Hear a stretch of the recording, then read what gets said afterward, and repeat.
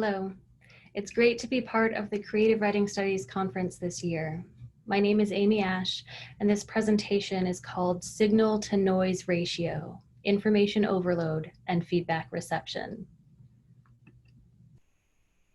The creative writing workshop, as a foundational pedagogy of our field, has been critiqued from many angles. Important criticisms of this once static and monolithic teaching methodology have helped to envision and create more inclusive and dynamic workshop environments.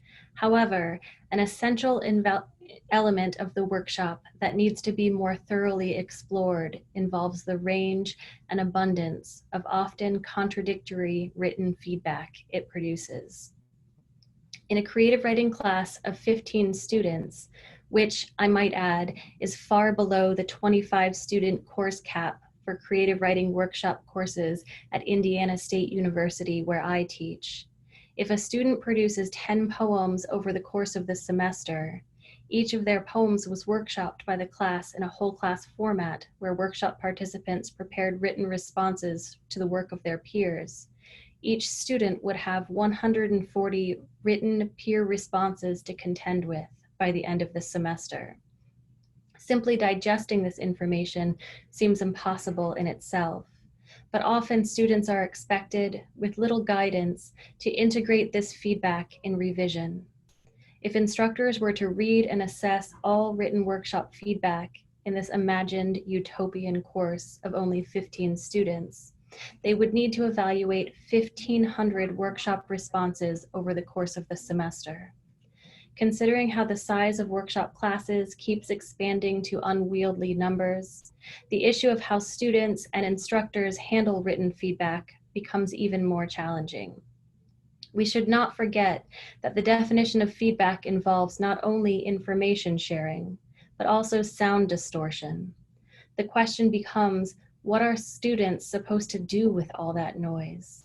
More specifically, how are they to make use of this abundance of written responses, the stacks of poems or stories accompanied by workshop letters and marginalia?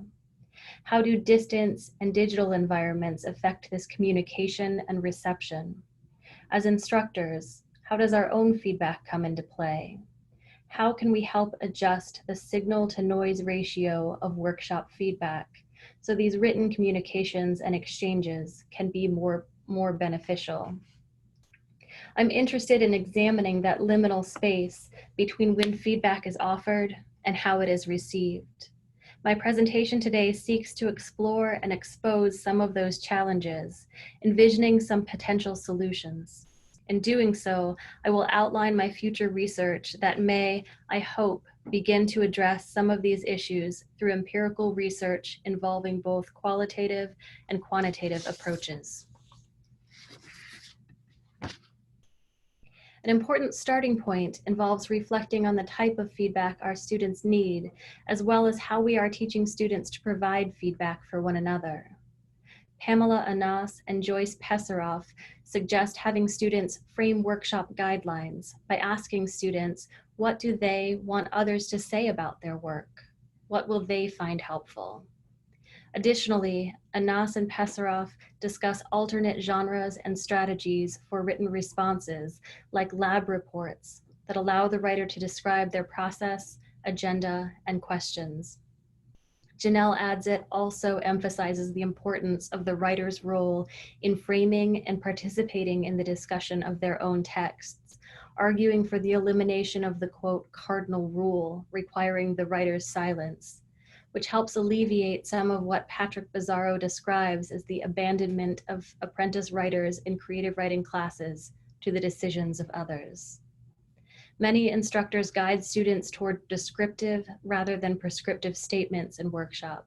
Marianne Kane, for example, teaches students an observation, interpretation, and evaluation method of peer feedback, in which students must spatialize their comments and observations within the work to avoid unfounded statements of taste and aesthetic preferences, and instead work towards useful observations that open up possibilities within the text.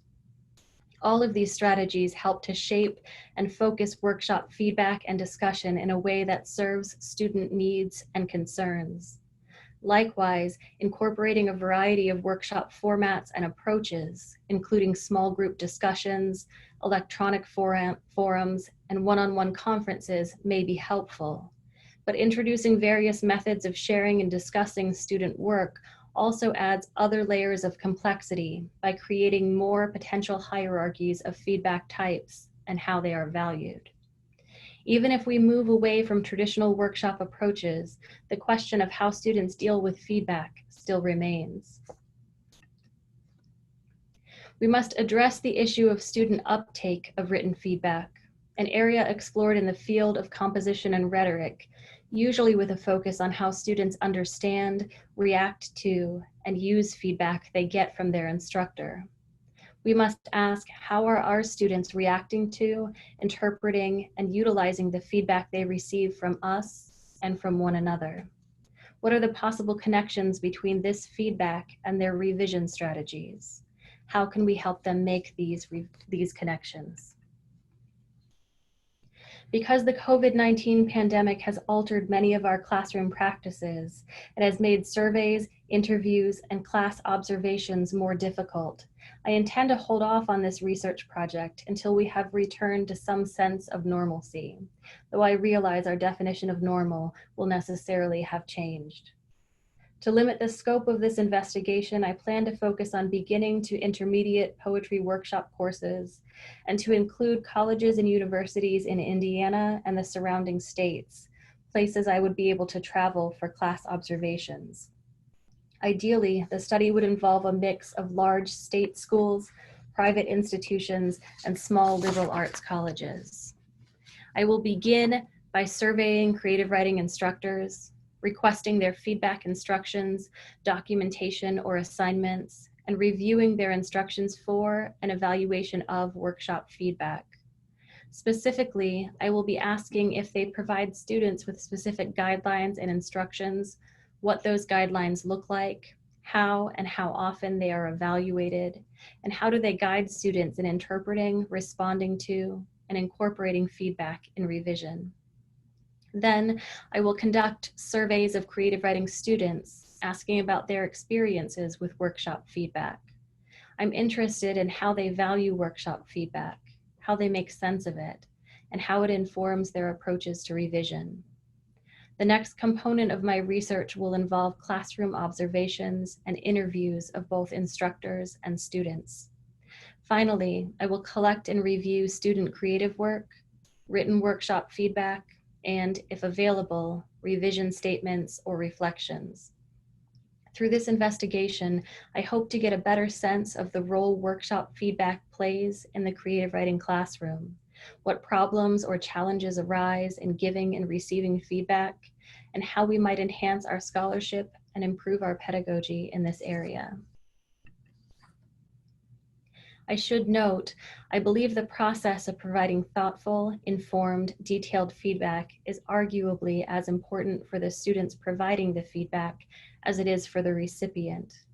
With this in mind, in my own classes, I try to guide my students towards specific, descriptive, and observational rather than critical or prescriptive feedback. On this slide, I have quoted from one of the prompts that I give my students early on in the semester as we discuss feedback, its value, its use, its potential problems, and also how we might incorporate it in our revision.